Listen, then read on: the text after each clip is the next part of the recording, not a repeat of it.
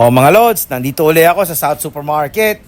Eto, pinapakita ko lang naman, konting shopping naman, wala na kami makain eh. Ubos na, gutom na, kaya ito na naman. Eto, nandito ako sa canned goods. Yan, bibili na sardinas, meatloaf para sa mga bata. Eto, nasa kapihan. Medyo wala ng coffee creamer eh. Parang pamisa-misan ma-enjoy naman ng coffee. Dito naman, eto naman ang mga oil. Kailangan din sa panluto. Ayan, bibili na. O yan, tapos na ako. Nandito na ngayon ako sa counter. Yan na pala ang itsura ng counter ng South Supermarket. Tignan mo, oh. Diba? Ang ganda naman dito, not bad. You know, malaki-laki. Ang daming dito, tinda, Lods. Ang daming yung mga choices. Kung gusto nyo, dito kayo. Tsaka ang dami rito namimili.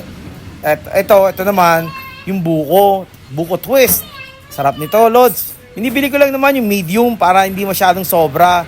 Ang sarap niya, ang tamis, talagang pambato. Iba talaga tong buko twist na to. Kaya sabi ko sa sarili ko, kukuhaan ko rin instead of, passing by lang naman. Ayan, pinapakita ko.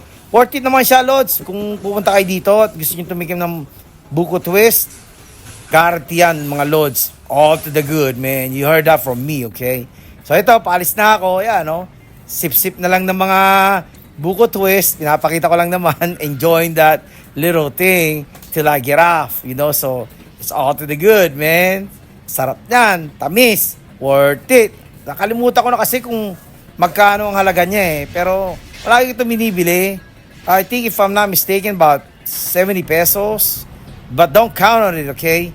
I think 70 to 80 for medium size. So yan, nasa labas na ako mga Lods. So pinapakita ko naman yung sa labas. Ito ang itsura dito sa labas naman ng South Supermarket. O sige mga Lods, see ya!